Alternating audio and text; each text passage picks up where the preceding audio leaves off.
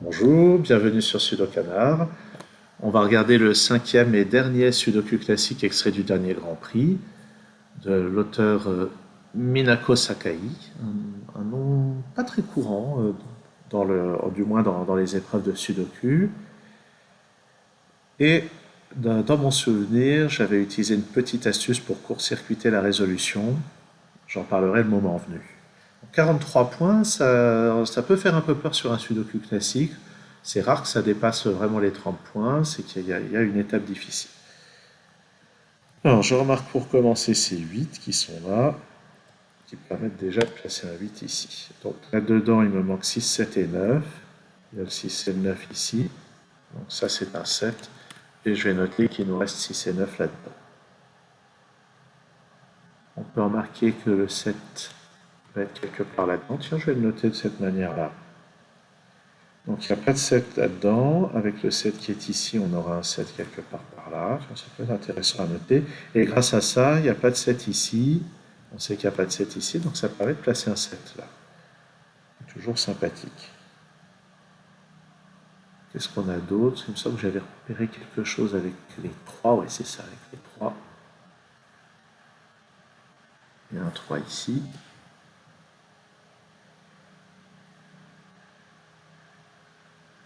Et puis ici, avec les 3, je peux placer un 3 là. Il va y en avoir un par là, et ceux-là, dans l'immédiat, je vois pas trop comment je pourrais trancher.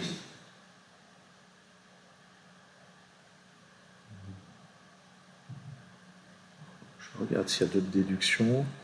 Là-dedans, il me manque 2, 4 et 5. Ça n'a pas l'air très faisable de faire mieux. Bon, on va essayer longtemps de ruser, hein. Ah, si je remarque quelque chose, le 2 n'est pas là-dedans, donc il va être couplé à ce 7 pour faire une paire ici. Là, ça devient intéressant. Les 3 chiffres qui me manquent ici sont 1, 4 et 9. Ça, c'est pas un 4. Donc ça, c'est pas un 9, c'est un 6 et ça, c'est un 9. Et maintenant, ce 6 et ce 9 vont avoir des conséquences. Le 6 n'est pas là. Le 6 n'est pas là, donc j'en ai un ici. Le 9 n'est pas là. Il n'est pas là non plus, donc j'ai un 9 ici. Pas mal. Les chiffres qui me manquent ici maintenant sont 1, 4 et 5. Allez, je note. Je bourrine. Ça, c'est pas un 4. Ici, c'est donc 2 et 7. J'ai déjà un 7 dans cette colonne. Et voilà. Ici, ça va être un 4 et un 5. Ici, c'est un 2 et un 8. Bon, tout ça, c'est bien. Sur cette ligne, il me manque 2, 3, 4 et 8. Donc ça, c'est pas le 2. Allez, je bourrine. Ici, c'est ni 2 ni 3. Ici, c'est ni 8. Ici, c'est ni 3. Ouais, ça, c'est bourrin quand même, hein, ça faut reconnaître. Ah, le 7 et le 7. Il y a un 7 par là aussi, donc ça permet de placer un 7 ici et un 7 là. Dans cette colonne, il me manque 1, 2 et 9. Ah, ici, j'ai 2 et 9, donc ça, c'est un 1. J'ai le 9 là-haut. Et ça, c'est le 2, qui permet de lever l'ambiguïté sur ce 8 et ce 2. Très bien. Sur cette ligne, il me manque 1, 4, 5 et 8. Là, j'ai un et 4, donc ça, c'est 5 ou 8.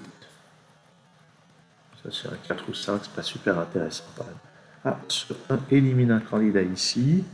Sur la ligne, il me manque 4, 5, 6 et 8. Là, j'ai 4, 5 et 6, donc ça, c'est un 8. Ça me donne ce 5. Et sur cette ligne, il me faut un 8 quelque part, c'est forcément ici. Là-dedans, 2, 6 et 9. Là, j'ai 2 et 9. Donc 6 ici, 2 et 9 là. Sur la... Pardon, déjà ici, ça c'est 4 ou 5. Sur la ligne ici, il me manque 1, 5 et 6. J'avais dit 4 ou 5. Voilà. Là-haut, il y a un 2. Donc ça, c'est pas un 2. Sur cette colonne, il me manque un 4 et 9.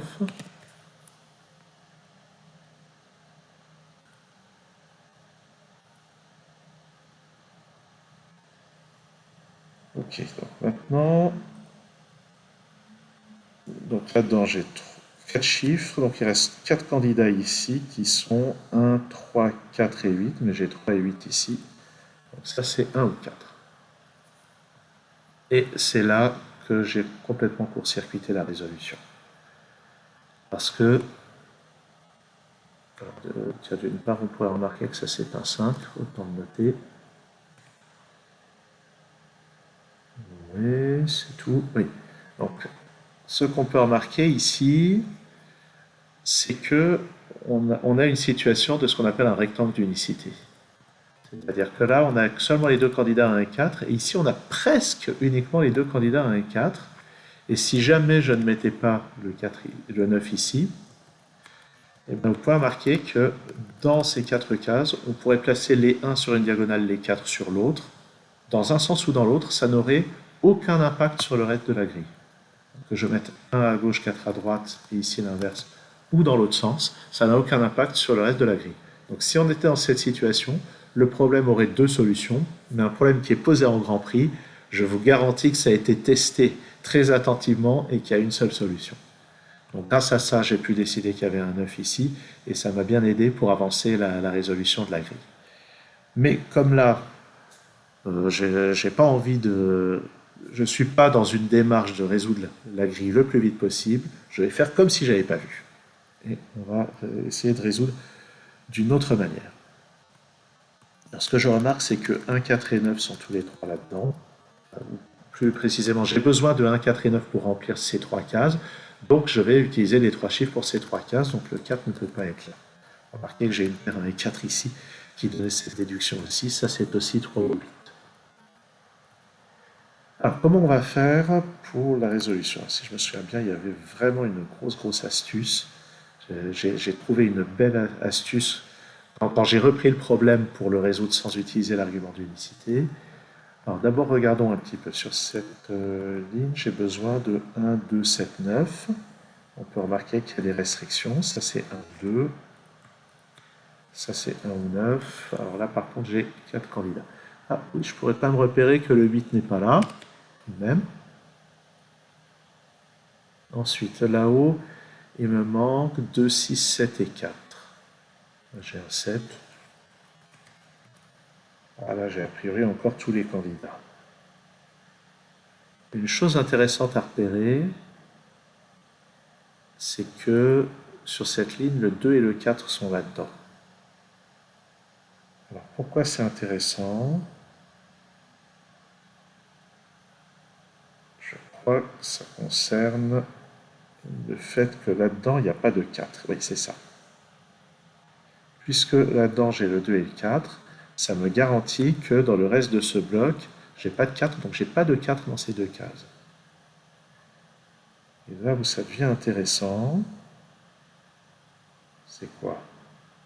Donc, sachant que j'ai pas de 4 dans ces deux cases, regardons quels sont les candidats. Alors, j'ai pas de 2 ni de 4. Je n'ai pas non plus de 5, 3, 8, donc, ni de 7. Donc il me reste un 6, 9 comme candidat pour ces cases. Avec le 6, ça c'est 1 ou 9. Et ça c'est 1, 6 ou 9. Et là où ça devient vraiment intéressant, c'est là, j'ai un triplé 1, 6, 9 dans cette colonne. Donc je n'ai que ces trois chiffres pour remplir ces trois cases, donc ces trois chiffres vont aller dans ces trois cases. En particulier, donc j'aurai pas de 9 là-dedans, j'ai pas de 9 là-dedans non plus, donc ça me donne ce 9 ici. Et je n'ai pas le 1 non plus là-dedans, je n'ai pas non plus le 1 là-dedans, donc je récupère le 1 ici. Ça me donne ce 4, ici 1, 5, 4, ici 5, ici pas 5. Et puis puisque j'ai le 1 ici, ça me donne ce 6 et ce 1, qui me donne maintenant ce 9 et ce 6.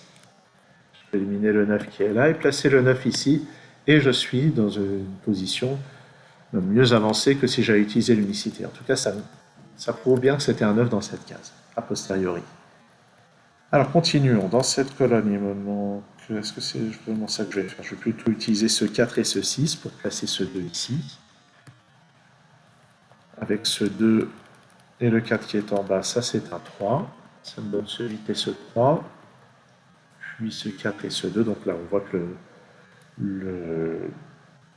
la grille s'effondre, comme on dit. Sur cette ligne, il me manque juste le 7. Et sur la colonne, il me manque juste le 4. Sur cette ligne, il manque juste le 6. Ici, ce 5 qui était... c'est le 5 qui manque sur cette colonne. 4, 5. Ici, ces chiffres, on les a. Ça, c'est un 1. Et ça, c'est un 8. Donc j'aime bien ce petit bout de logique, là, le coup du 2 et du 4 qui sont quelque part là-dedans et qui permettent d'obtenir des restrictions sur cette colonne. C'est pas facile à voir.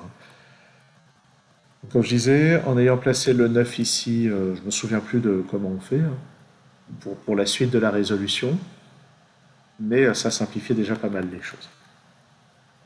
Voilà. Voilà donc pour la résolution complètement logique, sans utiliser d'astuces d'unicité, de ce problème de Sudoku classique du dernier Grand Prix organisé par le Japon. Merci d'avoir suivi cette vidéo. À très bientôt sur Sudokanar.